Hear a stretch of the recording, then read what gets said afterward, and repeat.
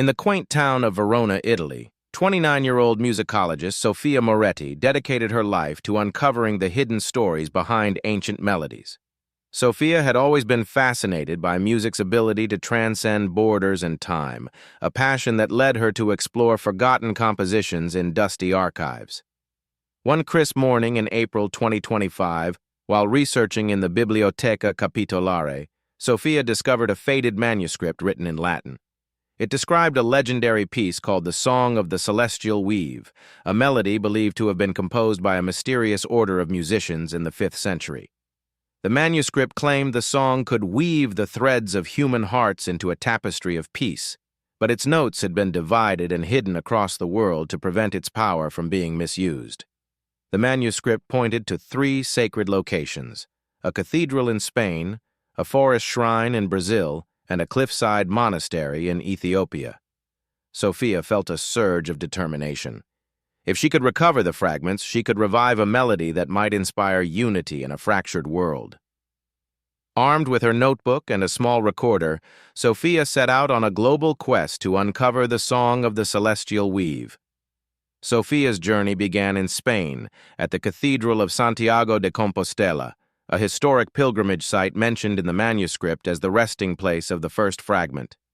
The cathedral's towering spires and ancient stone walls exuded a sense of timeless reverence as Sofia arrived at dawn.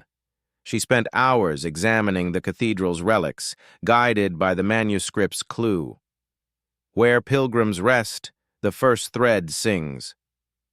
With permission from the cathedral's curator, Sofia explored a secluded chapel often overlooked by tourists. There, beneath a stained glass window depicting the sun and stars, she found a small wooden lyre hidden in a compartment behind the altar. The lyre's frame was engraved with a sequence of musical notations, the first fragment of the Song of the Celestial Weave. Sofia played the notes on a portable harp, and the delicate, shimmering sound filled the chapel with an otherworldly resonance. She recorded the melody, feeling a deep connection to the past, as if the notes themselves were whispering a message of unity. The manuscript's next clue directed Sofia to Brazil, to a forest shrine deep in the Amazon rainforest near the city of Manaus. The journey was arduous, with Sofia navigating dense jungle terrain and facing challenges like sudden downpours and treacherous paths. She teamed up with a local guide, João, a descendant of the indigenous Satere Mawe people who knew the forest intimately. João shared stories of his ancestors' belief in music as a bridge between the human and spiritual worlds. After days of trekking, they reached a clearing where a small shrine stood, its stone structure covered in moss and vines. The shrine was dedicated to the forest's spirits, and at its center was a hollow tree trunk carved into a drum. The drum's surface bore the second fragment of the melody, its notations etched in a spiral pattern. When Sofia tapped the drum, its low, rhythmic tone blended with the lyre's notes, creating a harmony that seemed to vibrate with the heartbeat of the rainforest. João smiled, saying the sound reminded him of his grandmother's lullabies. Sofia felt the melody's power growing, as if it was drawing the earth and sky closer together. The final fragment lay in Ethiopia, at the Debre Damo Monastery, a 6th century cliffside sanctuary accessible only by climbing a steep rope up a sheer rock face. The manuscript described it as a place where the heavens whisper. Sofia arrived in the Ethiopian highlands, her nerves tested by the daunting ascent. With the help of a monk named Brother Jonas, she scaled the cliff, her hands trembling as she gripped the rope.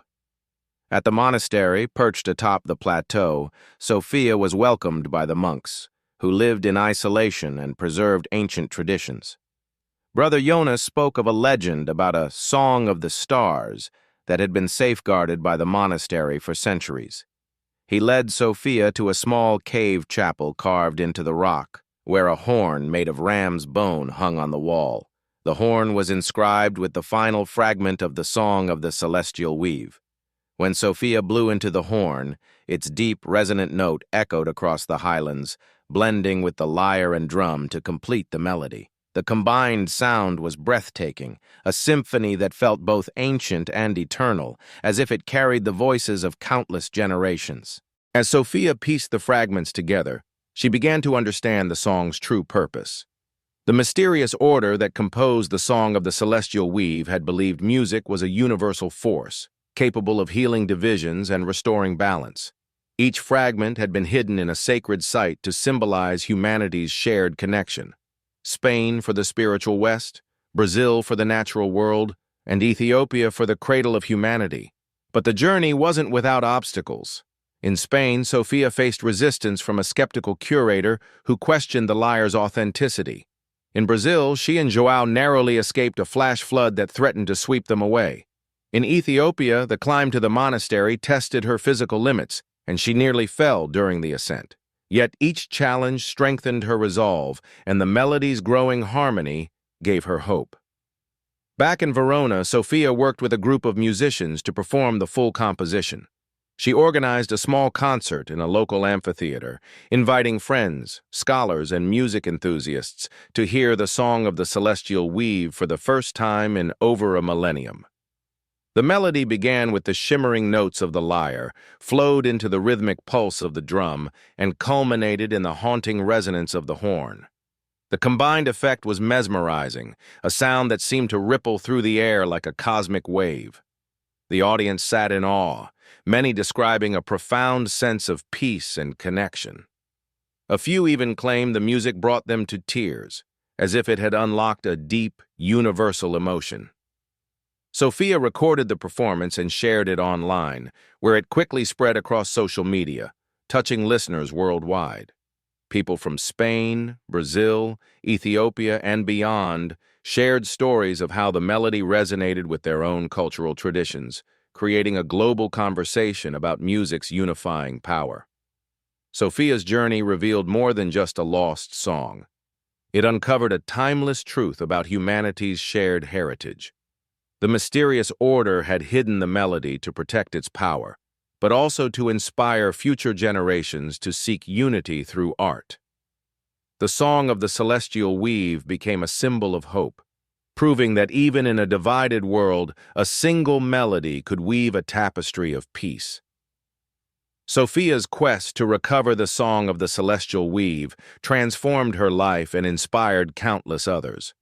The melody, once a forgotten relic of the past, became a beacon of unity in the present, its notes resonating across cultures and continents. Sofia continued her work as a musicologist, using the song as a foundation to explore more ancient compositions and their cultural significance. She organized international collaborations, inviting musicians from Spain, Brazil, and Ethiopia to perform variations of the melody, blending their traditional styles into a harmonious whole. These performances, shared through online platforms, fostered a sense of global community, with listeners joining from every corner of the world to celebrate the power of music. The Song of the Celestial Weave reminded humanity that unity doesn't erase differences. It weaves them into a greater whole. Sofia's journey showed that a melody born centuries ago could still resonate today, bridging cultures and healing divides. As the notes of the song continued to spread, they carried a message of hope, reminding the world of its shared roots and the timeless language of music. And in Verona, Sofia smiled, knowing she had helped revive a harmony that would echo for generations.